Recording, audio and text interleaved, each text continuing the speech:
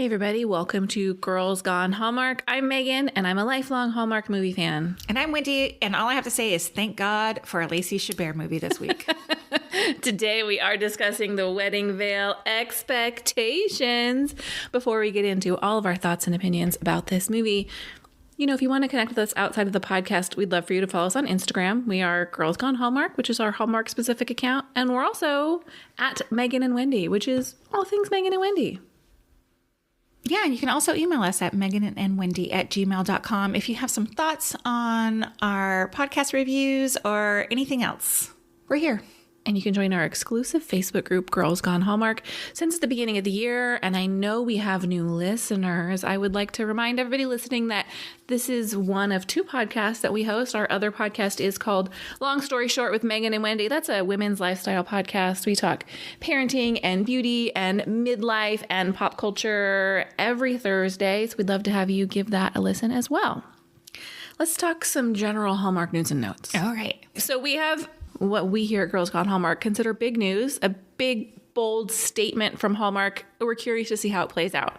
And that is, as of January 2nd, Hallmark has updated their online terms and conditions to exclude the use of racist, homophobic language that is negative about gender identity or orientation, or is in any other way, as a blanket statement, otherwise objectionable. What we found really interesting is this movement was driven by a letter written by a fan. We found that information out in our Facebook group, so there's lots of behind-the-scenes information in there if you'd like to hop into Girls Gone Hallmark.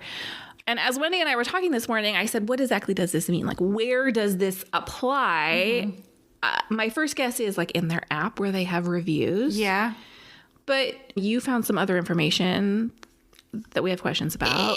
It wasn't really, like... You just brought up additional questions. Yes. So Sleepy Kitty Paw on Twitter. Yes. This person knows the ins and outs of everything. I don't know how, but they had brought up that they were interested to see if this was going to apply to Hallmark's social channels as well. Yeah. Especially Facebook, because that's where a lot of really negative, awful comments come from, like in reaction to Hallmark posting like about a movie or whatever. Yeah.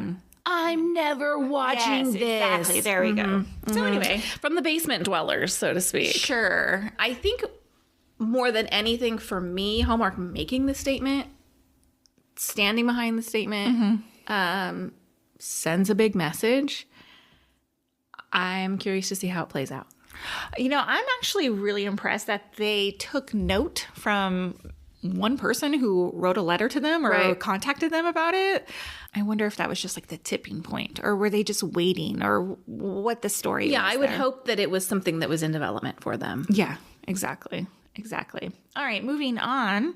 In late December, it was announced that Hallmark will film a 2023 Christmas movie at the historic Biltmore Estate in Asheville, North Carolina. Have you been there before? I have. Have you? Yes. What's the story there? I mean, it's a historic, beautiful estate. You can tour it. You can walk through it. And do you stay there? Can you sleep there? Is it like a hotel? So they have lodging, but not in the actual estate. Okay. The estate is more, I would say, a museum cool. piece. It's very cool to walk through and see how it used to run when it was an estate with staff, and the grounds are gorgeous. Asheville, North Carolina is beautiful. I have seen clips on Instagram of this being filmed, and I like that we're getting a Christmas movie filmed in the winter. Okay, so that's what I was going to bring up. So it's called A Biltmore Christmas, and it stars Christopher Polaha and Bethany Joy Lenz. Yeah, and great cast. I follow her I follow both of them on Instagram. And she especially has been showing a lot of behind the scenes stuff. Right. They start shooting today, the day that we're recording this, Monday, January 9th. But they've been there in the last couple weeks, I guess, for rehearsals or whatever actors do. I don't know. Pre-production. Yes, exactly. But I was like, is this the first time that we've ever gotten sneak peek stuff via social media on movie sets? I think what they have on their side is the fact that Hallmark has announced this movie, because a lot of times the movie hasn't been announced. So, for example, a movie that we're going to be reviewing tomorrow, I looked back on the actress's social media and she had posted in hair and makeup on set of a project she was excited to announce that would then become this movie. I don't know what drives when announcements can be made, but I think this might be the earliest we've ever gotten an announcement. You know, we got Jolly Good Christmas early last year, but I think even that was like late winter, early spring. Oh, that we were hearing about it. I don't remember. So I like keeping the excitement up. Me too. I love Palaha and Bethany Joy Lynn, so I have a fun fact. tell me. Keith Nielsen, who did the costumes for A Holiday Spectacular, Yeah. he's doing the costumes for this movie as well. And so what I had read is that, like, I think it's a bit of a time travel. Yeah. And they go back to the late 40s. And so I'm assuming he's doing like all the wardrobe for that time period. And I'm so excited because I just thought his costuming was stunning. Agree. In Holiday Spectacular. So I'm really excited. We were like DMing back and forth and he's like, oh my God, this city of Asheville was like a buzz that they were like making this movie there and all this stuff. So They put out a call for extras. I saw that. I looked at it and I thought, man, if I lived locally. yeah, wouldn't you be like, let's go? Of course. Yeah. Super neat, right? Yeah. What else do we have? Christmas Con announced a summertime fan convention for June 9th through 11th in Overland Park, Kansas. Now, Wendy and I are kicking ourselves because Christmas Con was in Pasadena last summer. Which is like an hour north of us. Yeah, and we didn't go. And then I really feel like Girls Gone Hallmark on the back end ramped up for us. Yeah. And then all of a sudden we feel like we really need to attend one of these. I think so. So June 9th through 11th. Have you checked your calendar yet? Everyone will be out of school. It is. Yeah, That's me the too. weekend right after both my kids' birthdays, but it's not the weekend of their actual birthdays. Oh my goodness. Like, we've got birthdays like in the few days preceding that. We would like to be there. Would you like to see us there? Let us know. I think it would be kind of fun. We'd like, to attend as guests, as press. Something. Well, A panel hosted by Megan and Wendy of Girls Gone Hallmark. I would love it. I would love it so much. According to their website, tickets go on sale January 13th. And they also have announced their New Jersey. Yes. That was announced first. Right. That's happening in December. And tickets have gone on sale for that. I know some of their ticket levels have already sold out for that. Wow. Yes. Wow. There was some contention in the comments when they announced it that people were saying, it's not really fair to put them on sale now in December when money can be tight for people. But from a business perspective, they want to get those early ticket sales. They want to get that money in. And there's no month that's great for everybody. No, it's a business and they need to pay for their whatever. They had Someone was clearly willing to buy those VIP tickets. Exactly. Well, the one in Kansas, they have announced that Jonathan Bennett is the official host, which would be kind of cool I would love. What's Kansas like in June, do you think? Humid. Muggy, maybe? Yeah, I don't know. I've never been to Kansas. Have you? No, my son and husband have, and they went to a baseball game, and it was delayed by 3 hours for thunderstorms. Oh, boy. Yeah, I don't know. But I would go. As would I. All right. Look for us. Okay. Our final bit of news and notes regards last week's movie, A Dog Lover's Guide to Dating. It premiered number 17 out of 150 in the top 150 cable telecasts for January 1st per Show Buzz Daily. Are you surprised by those numbers? I think New Year's Day is a hard day to premiere a movie. Oh, yeah. Just because there's so many sports on that day. Mm-hmm. There's parade reruns, I'm guessing. Is that only here in Southern California where they would rerun the Rose Parade? That's a great question. Wait a minute. The Rose Parade wasn't even on January 1st this year. You're right. It wasn't. I am not surprised. I think this didn't do as well as obviously some of our Countdown to Christmas movies. Mm-hmm. We don't have the Wedding Veil numbers yet, but I would guess that it didn't do as well as the Wedding Veil. However, Hallmark still kind of tops out most cable programming. Mm-hmm. They still perform really well. I'm still in the top 20. I mean, a lot of what they're behind was sports. There were some other cable programming shows on that evening. And I also am not sure how many people who aren't dedicated Hallmark watchers are assuming that there would be a brand new Hallmark movie on. Yeah, if you didn't see the terrible commercials for it. Sorry. Because this was a Sunday night. Which is weird, right? Because all their other programming is now on back to Saturday nights. So they needed to get it in January. Yes. Yeah, whatever. All right. Show a rerun. So that brings us to more talk of A Dog Lover's Guide to Dating and some feedback that we received on our last episode. And look, you are welcome to email us, meganandwendy@gmail.com. You can DM us on Instagram. Let us know your thoughts. We will keep them anonymous, but we're going to respond. Mm-hmm. Let me name a few points that were made in regards to our review. Yes. First of all, it was called Woman on Woman Crime. Mm-hmm. It was said that we attacked Rebecca Dalton's appearance. Mm-hmm. What else were we accused of?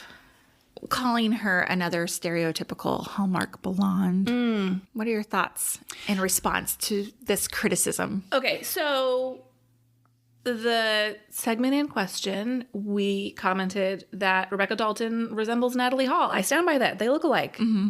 And not just because they're both blonde. I think they resemble each other. They're both beautiful women.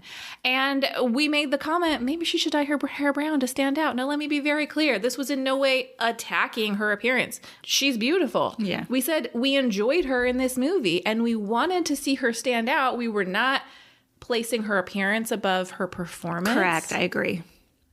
Intentionally, if that was how it came across. However, we didn't want to see her get lost in a sea of actresses. Now, it's kind of a throwaway comment to tell her to dye her hair brown. Obviously, we're not like thinking she should take the opinion of two review podcasters. Mm-hmm.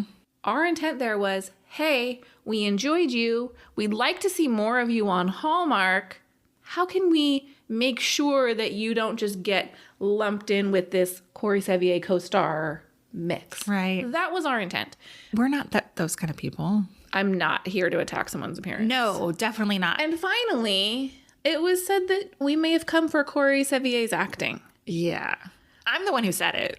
Yeah. I stand behind my comment. I think he's a better dramatic actor than a comedic actor. And by the way, this is a review podcast. I think I'm entitled to say what I think about the actor. No? Y'all, this is not the Say Nice Things About Hallmark Movies podcast. And I just think, okay, go ahead. I know what you're going to say. Well, all I was going to say is in our show outline, the very first thing we discuss is what we liked about these movies. Mm-hmm. Always. What did we like about these movies? We're not here to Hallmark movies. Right. But the other thing is, how can you trust us if we say this was a great movie, we think you should watch it? We know that the listeners of this podcast are not likely all watching all 52 weeks of Hallmark releases. Mm-hmm. And we have heard feedback in our Facebook group that, hey, we rely on you guys to tell us what movies we should watch or not watch. Our opinion means nothing if all we're going to come on here every week and say, that was a good movie. Yeah, it was 5 stars. Yeah, no. They're not all 5 stars. They're not. We know that there's a lot of work that goes into these movies. Yes. We celebrate the work that goes into these movies. We have an entire podcast dedicated to bringing awareness of these movies. We do not make this podcast as a joke. Right. We're not making fun of Hallmark movies. It is a lot of time invested to sit down and watch a movie and prepare notes about it and create a podcast, and all of that goes into producing a podcast. We don't do it to poke fun at Hallmark movies and the people who make them. Right. Is there anything else you'd like to say about that? I mean, I would also like to add, we appreciate your feedback. I do. That's true. We just wanted to clear this up because we did feel like we did not come from a place of woman on woman crime. Right. So, yeah. Amen. Okay. Let's move on. Let's do a quick synopsis of The Wedding Veil Expectation. All right. The Wedding Veil Expectations. Avery and Peter try to keep the romance alive while renovating an old house and juggling work, but everything takes on a new perspective when Avery has a surprise for Peter. Starring Lacey Chabert, Kevin McGarry, Autumn Reeser, and Allison Sweeney.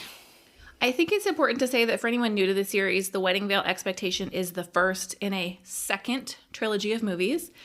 There was a Wedding Veil trilogy that aired last January and February, starring each of these 3 leading ladies. And now we're getting a second trilogy. If you're wondering where we are in the Hallmark space-time continuum. It's like Star Wars. You know how Star Wars had they have pre and then post and they're numbered, but it's all crazy. Like it's like a big math equation to figure out which Star Wars movie I'm watching. Don't tell us we don't take Hallmark seriously. We're just equating it to Star Wars. So to me, this is the 4th movie in the franchise. Would that be correct? Absolutely. Okay. I would like to mention, if you remember, the Wedding Veil was the 2022 original first one was the most non-holiday Hallmark premiere in over a decade. Wow, I didn't know that bit of information. I'm sure we shared it a year ago. Yes, and I know that it held that top spot overall right up until it was bumped by Three Wise Men and a Yeah, but I Baby. still think it's the most watched non-holiday movie. I agree. Yeah. Anyway. So The Wedding Veil was directed by Peter Benson, who, interestingly enough, has 150 acting credits, most notably to me as Stacy's dad, Edward McGill, on the canceled entirely too soon series The Babysitter's Club on Netflix. That was canceled? Yeah. It was so good. It was. Why did it get canceled? Netflix sucks. That's crazy. Right? And I know that it did well. My teenager is going to be really upset when she hears that. Yeah. Wow. I don't remember him as the dad on there, though. Neither did I until I looked a little more carefully, but he has 12 directing credits, including Lacey's own Sweet Carolina. As well as 2022's When I Think of Christmas and Color My World with Love. Did you see that he had taken over the director spot from Terry Ingram? Terry Ingram had did the first 3 movies, and apparently he was unavailable to do this one, so Peter Benson did it. I did try to look. IMDb was not updated. Correct. At all. I don't know if Peter Benson then directed 5 and 6, or if Terry Ingram comes in and does those ones. So I guess we're going to have to wait for next week's credits or IMDb to update before we have that information. right. This was loosely based on the book There Goes the Bride, as was the very first movie. Again, I think they're just giving story inspiration credit because based on the brief Amazon synopses I'm reading of these books, there is not a lot of comparison. Yeah. But they did draw inspiration from these books, which is a 4-book series that has actually since been renamed. Is that normal to rename novels? I don't think it's abnormal, especially in the romance novel. Oh, world. really? Yeah, so originally it was Wedding Veil Wishes, and now we've got books titled Long Tall Texan, Second Chance Hero, Valentine, Texas, and Rocky Mountain Heat, all featuring shirtless cowboys on their covers. Yeah, so weird. I mean, I'm here for it. Whatever sells I'll take a shirtless cowboy. Yeah. Yeah. The teleplay was written by Judith Berg, Sandra Berg. Do you think they're related? Yes, I think they're sisters. Dynamic sister duo writing team. Cool. Yeah. They wrote the teleplay. They also wrote the scripts for the first 3 movies, but another writer, Karen Berger, joined them on this one, which I thought was so funny because Judith Berg, Sandra Berg, and Karen Berger. Yeah. It's just I noticed how that funny too. is that? We also have Fiona Vroom reprising her role as Avery's assistant. And not big enough role for me. No, especially after her turn in Three Wise Men and a Baby. Yes. I was excited to see her again. Yes. I would like them to give her more to do. I would like to see her in a lead role, to be honest. Justice for the redheads. Sorry. Kevin McGarry was filming When Calls of the Heart in Vancouver while he was also filming this movie. So apparently, my Canadian geography is not great, but apparently he had to get on an airplane and fly to Vancouver and Victoria. No, they're very close to each other. I swear I read airplane. Maybe. Helicopter? Okay. They're both on the west coast of Canada. Whatever. I'm going to look for that article where it says that he had to get on an airplane. I'm guessing it's less than 100 miles. Hold on. Victoria is an island. 76 miles. The trip by car, ferry, or bus and ferry takes approximately 4 hours each way. Oh, or a 35-minute flight. Hey now, I told you. But it's a quick, It's like a Driving to SoCal to Vegas. Vegas. Yeah. All right. That's all I got. Anything too. else? No, Okay, that's let's it. move on to first impression. All right. You go first. I was really hoping Kevin McGarry would drop the Boston accent. No. I have some thoughts on that So later. do I. My first impression was, what's wrong with rose-colored glasses? Yeah. We'll talk some more about that Real too. quick. Yeah. Do you consider yourself a glass half full kind of I lady? sure do. Yeah. I think you don't think I do, but I sure do. Well, famously, you have told me that I'm a pessimist. However, You're a realist. I know.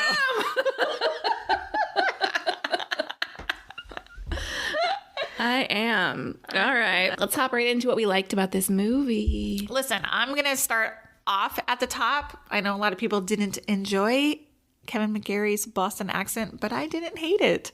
I liked it in the first movie and I liked it in this one. Did you like it in the first movie? I like a Boston accent, yes. Okay. And I don't even care if it's a bad one. I like it. So I have to say, I wrote this first impression as I was watching the movie. Since watching the movie, I have done my Girls Gone Hallmark due diligence, and I've dug into some social media posts and read some articles, and I have come around. I kind of feel like the accent is an additional character in this movie. Sure. Did you happen to watch the interview sequence? Till the very end. Yes, I did. Okay, well, here's what's funny is when I watched the movie, I turned it off before that. I figured you might. And then I see all of these posts and I thought, what how did I miss this? And then someone posted it on Instagram and I went back and rewatched. Now that is the highlight of the movie for me. Totally. When we're talking about what we liked, if you missed the brief little interview with Kevin and Lacey, who are playing Peter and Avery in this moment, but they feel so real. I almost was waiting for them, and they do break character at the end, to break character and talk about each other. But of course, if you missed when she is asked what her favorite thing about Peter is, and she says his accent, and they both fall They crack apart. up, yeah. I wonder, A, was that ad-libbed? It had to have Because been. he was not expecting that. He bent over onto her, It's cracking up. So great. It elevated the movie for me, their relationship in that moment. agree. Totally agree. Loved that. Do more of that. I could watch it over and over, that 5-second clip. I agree. But then I also wonder, what was the point of that? Yeah, where were they being interviewed for? Yeah, it had nothing. They were in their clothes that they wore at the mom's wedding. So it wasn't Is it the wedding videographer doing perhaps. do you know what I just pictured? No. 90210 at Brandon and Kelly's wedding, and they're interviewing everybody. Oh, in the yeah. wash house. Yeah. My husband is rewatching 90210. So Right now? all of a sudden, yeah. Me and him should have a podcast. Yeah. Anyway, I wondered that also. Where was this scene taking place? I don't know. Don't really care. Yeah, it was really funny, right? Yeah. I appreciated all the aversions that Avery was having because of her pregnancy. Like the smell of Mason, his coffee. And it was very relatable back when I was pregnant 15 years ago. I remember being grossed out by chicken and all kinds of weird. I was very nose sensitive. Yes. Yes. So, by the way, I'd like to add that pineapple pizza is delicious. Agree. I don't know why they were making it such a big deal about it. I do know it's one of those things people feel very strongly about, but we regularly order pineapple pizza or pepperoni and pineapple. Absolutely. And when I was in Hawaii, I ordered a pepperoni and pineapple pizza, and they were like, that's actually how real Hawaiians eat their pizza. Oh, really? And now I don't know if this guy was blowing smoke, but I was like, yeah, that's right. Oh, it's good. Overall, I liked reconnecting with these ladies. Yeah, I me liked too. seeing them together on screen. I felt a nice warm anticipation going into this movie because I enjoyed the original three. I find them very comfortable and natural together on camera. I think the highlight of this movie for me was their relationship, the three ladies. I wrote that too. I was glad that they had kept them kind of intact, that they're still very much involved in their everyday lives with phone calls and whatever. And for me, a highlight is Alison Sweeney's character. Tracy, because she just has these like throwaway lines where like, oh no, I'm not doing it. She's just such a hater. Yeah. In a fun way. And I love it. I just really relate to her on Yeah. some level. Little thing. Yeah. Loved Lacey's dresses. Loved her wardrobe. Oh my gosh. I wrote that too. Loved them. She just has like, I want to see her closet because she just must have like this row of beautiful dresses. I know. I was just like, who dresses like that every single day? I'd love to. I mean, if I worked in a museum. I know, but even on her, like, just in her casual wear, she was like dressed up. She looked great. You know, I also thought they did good by Kevin McGarry too. He looked really good in some sweaters he was wearing. Yeah. He looked really nice. And I would just another shout out to whoever picked the wardrobes. The baby in the bow tie almost killed me. So cute. So adorable. Yes. And that's very clearly a very young baby. Nicely done. Yeah, I agree. I wonder whose baby that is. You may recall a complaint we had about the first series of movies, and that is we would call them on their selfie taking. Yes. And this one, we see the shot of the phone screen. Yes. With the ladies, thank you very much. They have heard our cry. Yes, because the first one, it was like I don't know what they were looking at. Like it was out of focus. It was weird. Yes. I do remember. Yeah, so I was very excited that they had a proper selfie in this one. Did Peter's mom look so beautiful as a bride? Yes. I thought she looked lovely. Yes. And she was wearing the veil, and it was so Yes. just pretty. This is just a small little, people may not have even seen this, but there was a scene where Avery and Peter are out on their like balcony or something at their house, which looked like a big old castle, right? Mm-hmm. And the way that it was shot was so gorgeous because there were sun flares coming through the trees. And I was just like, this is a stunning shot. Good job, Peter Benson. Like, it was beautiful. Yeah. Yeah, I really loved that house. Does Peter have family money? Peter has family money. He has family money. Yeah. Yeah. That's why I was like, why is he working? I did he was briefly. so stressed out about his job. I was know. like, I think it's because he really wanted to get art into the. Yes, he's passionate about what he does. Yes. Are you ready to talk about what we wished for? Yeah. I have an overarching wish. Let's hear it. And I don't think it's going to come true. My wish is that we don't get 3 babies in 3 movies. I really hope so too. And not because I don't like babies. I thought that was a very natural next step for Avery and Peter. I expected that. Now, Alison Sweeney's character in the first trilogy of movies was like, I'm not getting married. I don't need the veil. Don't involve me in this. And now she's like, I'm not having babies. And so on the one hand, I like the symmetry of that, like that she is the one who has to be brought along. On the other hand, when we talk about what we want for Hallmark movies and where we want the stories they tell to go, I think it's okay that we tell a story of a married couple who's childless by choice. Sure. They did it in We Wish You a Merry Christmas. They didn't have children in that movie. Yeah. So I feel like Autumn Reeser is going to have a baby, even though she's like not ready, although we know we're at least a full year in the future in the next movie. I don't know that I don't want 3 babies. I don't know if they can replicate that story 3 times over. Right? Yeah. Yes. Now, would I potentially be interested in seeing something in Alison Sweeney's character's story where it's not necessarily she gets pregnant and has a baby, but comes to parenthood in another way? Yeah, I'd be into that. What else did you wish for? I'm not sure that there was a lot of meat to this movie. Yeah. I counted at least 6 storylines. Avery's job, Peter's job, the handyman, the pregnancy, Grace's relationship, and then like the friendships, right? And it was all those stories didn't make like a complete movie for me. Do you hear what I'm saying? It was like we got a snapshot of like what real life looks like. You know, like we have like the house falling apart and this and that and whatever. But like, is there a story there with that? Yes. And I wanted to say, like, focus on something more. Make one of these things. Right. Like, make this the money pit. Make this the story of Peter's mom. Right. That's what I wanted. That's where I felt like the real story could have been is like her budding relationship and how that affected Peter. Like, yes. that's what I found like most compelling about the whole thing. And then it was just like such a blip in the... Did you find yourself going, Peter, get over yourself? She's an adult woman. Let her find love. Yes, especially because like I try to keep thinking like, was Peter's dad in the first movie? Had he died since then, or was he not even around in that first movie? No, I don't think so. And I read an interview with Kevin McGarry that talks about the accent, and it says, you know, one of the reasons he thinks the accent is important is it gives some of his backstory. It presents him as this like Bostonian, because we don't know a lot of Peter's backstory. I thought it was really an interesting take on why the accent is important, because I have more to say about the accent in a minute. But if we know Peter's dad, I don't think so. I think he's been gone for a while.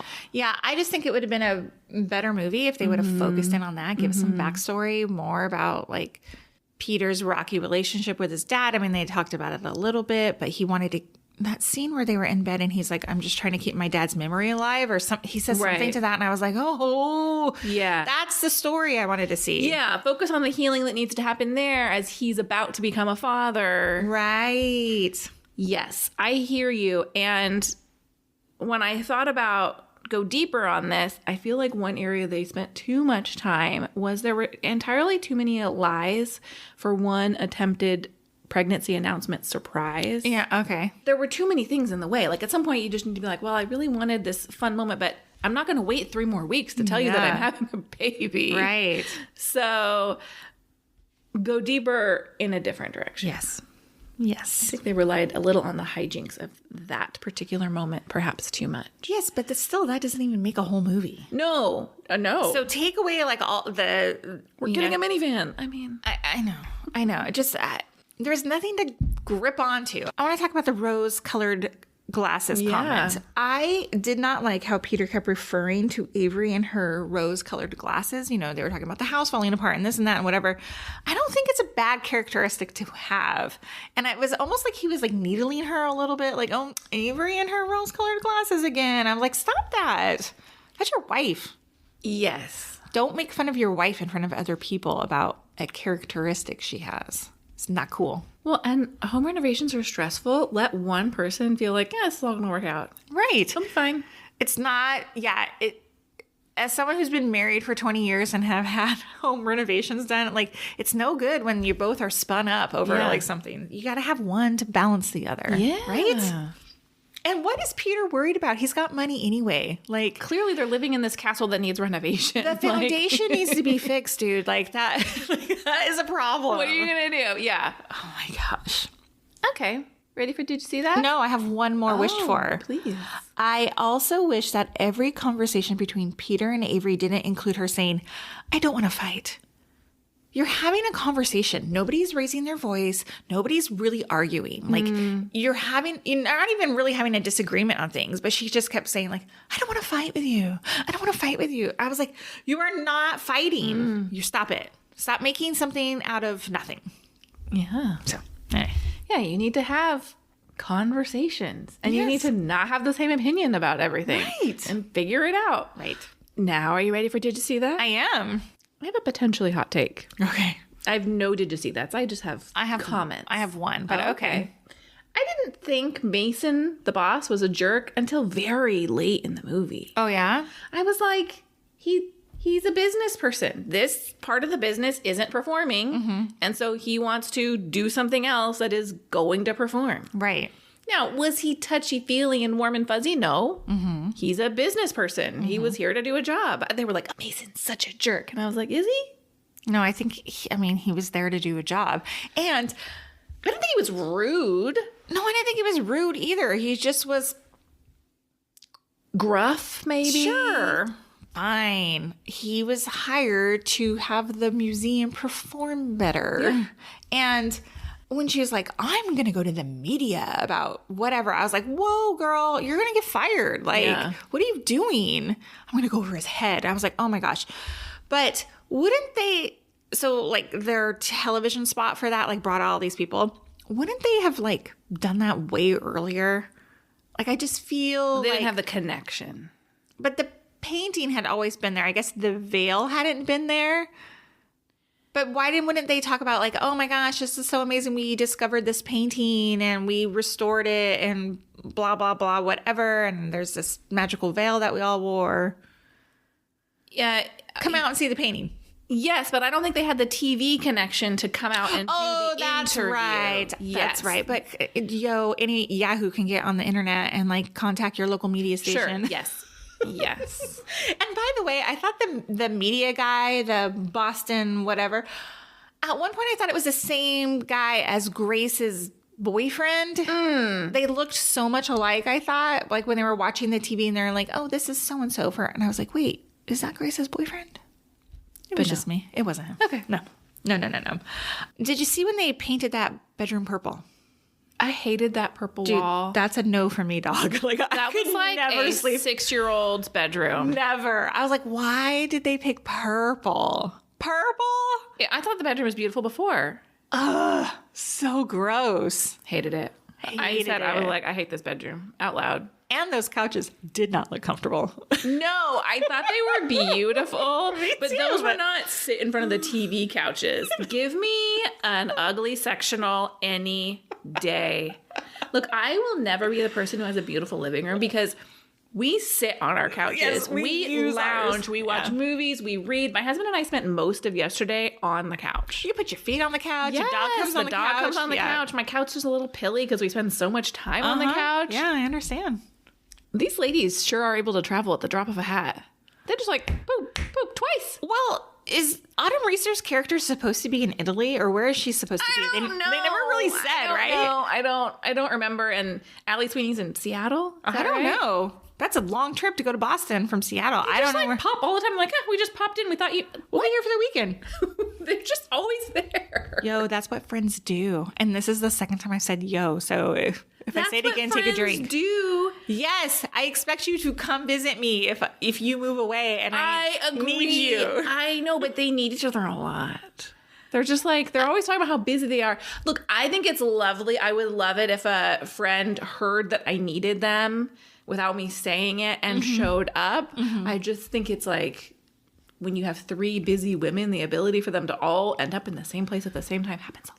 Yeah, well, it sounds like they were still trying to like figure out their next antiquing thing too. So, I mean, obviously her pregnancy got in the way of their annual trip, but aren't we like years out from when they like first found the veil, right? Now they're going to go to Greece, Italy. Well, it's filmed in Greece, the next. Well, yeah, why don't they antique while they're in Greece? They need another trip to go to New Orleans. Why doesn't anybody else in this Boston set movie have an accent? I was wondering the same thing. Nobody. The handyman should at least. Right? I think it does make Kevin McGarry stand out more. I liked the his, reason behind it being important to him. It just is noticeable that there's not a single other accent. Not one. I need like my favorite like Boston movie, of course, is Good Will Hunting. No. You need a Southie accent? Oh, The Town. The Town. That's it. Yeah, everybody's got a Southie accent. I just love it. Yeah. Sorry. I should move there. What'd you rate this movie? I gave it 4 stars. Oh, 3.5. Man, we're 2 for 2. You being more generous than I me. just thought it was enjoyable. I think it felt like a warm, cozy hug. Yeah. Somebody that I was revisiting. Like, yeah. It is funny to me that how the veil doesn't play like a huge part in these movies going forward. Yes, well, at least in this one. Were you surprised that the veil is still bringing people together? No, because if it's magical, did all its magic go away? Yes, I was surprised that they are still using that as a plot piece. Like, who's it going to bring together in the next movie? I mean, we've seen it in the previews, but every movie is going to have an extra love story. Yeah, okay, it's fine. Who's traveling with this veil so much? If it was so special, why is it like? She's like, I told you I'd bring it back, like in your suitcase. Like, it's so special. Like, it's so old and fragile lace. Yeah. And they're just throwing it over their arm in a plastic garment bag. Yeah, it just doesn't seem realistic to me, but it's still, I enjoyed it. 4 stars. Coming up for Girls Gone Hallmark tomorrow, we have a review of Family History Mysteries Buried Past.